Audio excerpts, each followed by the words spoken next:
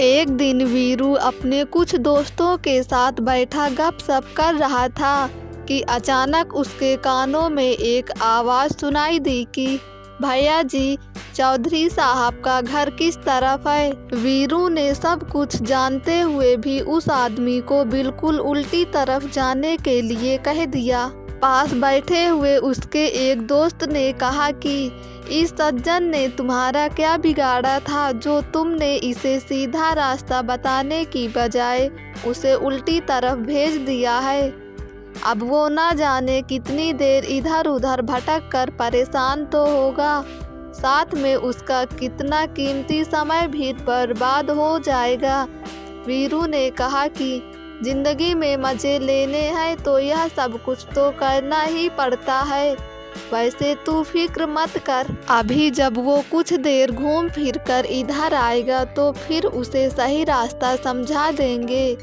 वीरू के दोस्त ने उससे कहा कि दोस्ती यारी के चलते आपस में मजाक करना तो ठीक है, लेकिन एक अनजान व्यक्ति को इस तरह से दुखी करके तुम्हें क्या खुशी मिलेगी, यह अपनी समझ से बाहर है।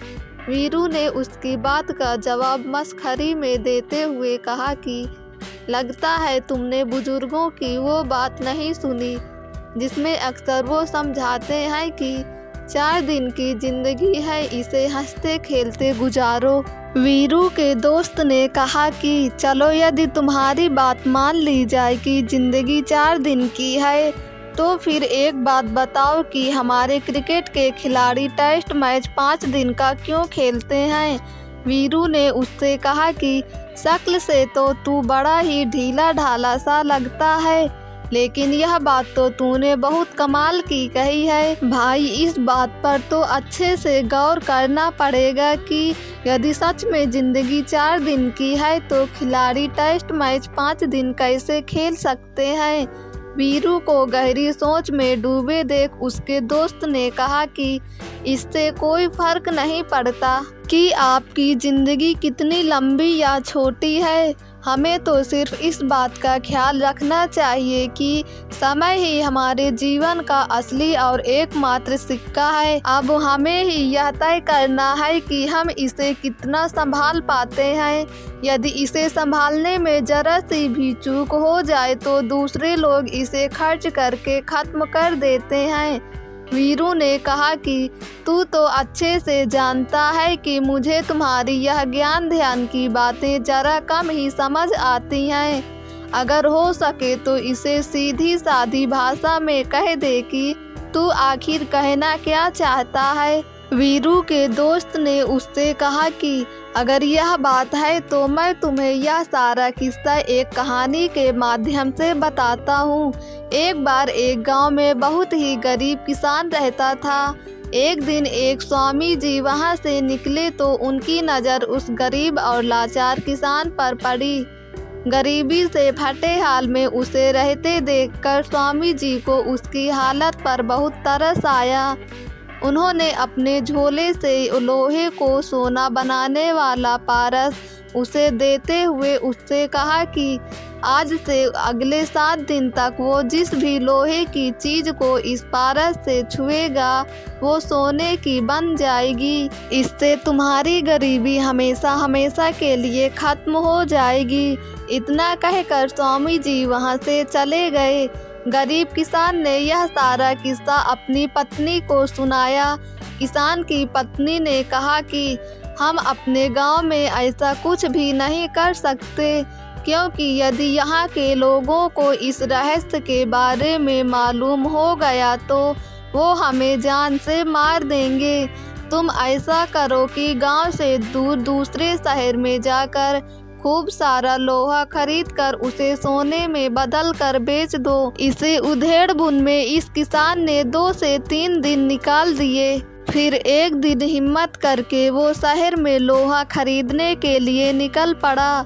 जब उसने अपने कुछ जानकारों के माध्यम से लोहा खरीदने की बात की तो उन्होंने कहा कि आजकल तो भाव बहुत तेज चल रहा है, तुम कुछ दिन रुक कर यदि लोहा खरीदोगे तो काफ़ी सस्ता मिल जाएगा। इसी गड़बड़ी में उसने पूरे 6 दिन बेकार कर दिए। जब 7वें दिन वो सोकर उठा तो उसके कानों में स्वामी जी की आवाज़ गूंजने लगी कि ठीक 7वें दिन आकर मैं अपना यह पारस वापस ले लूँगा। किसान घबरा कर इस मामले में सलाह करने के लिए वापस अपनी पत्नी के पास पहुँचा। गांव पहुँचते पहुँचते उसे शाम हो गई। दूसरी ओर स्वामी जी यह सोचकर इसके घर आए कि अब तक तो यह किसान बहुत अमीर बन चुका होगा, लेकिन उनको उस समय बहुत हैरानगी हुई जब उन्होंने इस किसान को पहले जैसी गरीबी वाली हालत में देखा। इस किसान ने स्वामी जी से कुछ और समय के लिए पारस मांगने के लिए बहुत प्रार्थना की, लेकिन वो अपने वादे के मुताबिक अपना पारस लेकर वहाँ से चले गए। जाते जाते स्वामी जी ने उस किसान से कहा कि तुम्हारे जैसे लोग जो समय की कद्र करना नहीं जानते हैं, वो ना तो अपनी सोच और ना ही अपने किसी सपने को सच कर पाते हैं, जबकि जो कोई समय की अहमियत को समझते हैं वो बिना एक पल भी व्यर्थ गवाए अपने कर्मों से हर किसी को आश्चर्यचकित कर देते हैं। वीरू ने कहा, इतनी बड़ी गाथा सुनने के बाद भी मैं यह नहीं समझ पाया कि इस कहानी का मेरे जीवन से क्या लेना देना है।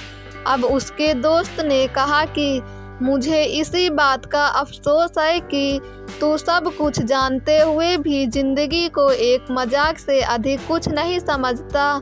कुछ लोग चिंतन करके, कुछ अनुकरण करके जिंदगी के मायने समझ लेते हैं। तुझे अगर मेरी बात फिर भी समझ ना आए तो तू एक तितली से बहुत कुछ सीख सकता है। तितली महीने नहीं केवल क्षण गिनती है और वो अपने हर काम के लिए पर्याप्त समय निकाल लेती है, लेकिन तेरे जैसे लोग एक बड़ी कीमत देकर भी जिंदगी और समय की गंभीरता को नहीं जान पाते। मुझे ऐसा लगता है कि इसलिए तुझे मेरी कोई भी बात आसानी से समझ नहीं आती। वीरू अब भी अपने दोस्त की बातों के महत्व को समझे या ना समझे, लेकिन जौली अंकल आपसे यही विनती करते हैं कि जीवन के हर पल का यदि भरपूर आनंद उठाना है तो उसे पाने के लिए जो आप सोचते हो, जो करते हो और जो कुछ कहते हो, उन सभी में हर पल के मूल्य को समझते हुए संतुलन बनाए रखने का प्रयास करो। इसके बाद आपको यह सोचने की ज़रूरत नहीं पड़ेगी कि हमारा जीवन बहुत लंबा है या ज़िंदगी सिर्फ 4 दिन की है। जो लोग समय पर काबू नहीं रख पाते, समय उनको काबू में कर लेता है। दोस्तों, अगर आपको ये कहानी पसंद आई हो तो हमारे YouTube चैनल को सब्सक्राइब करके बेल आइकन को क्लिक कर दें ताकि वीडियो का नोटिफिकेशन सबसे पहले आप तक पहुँचे।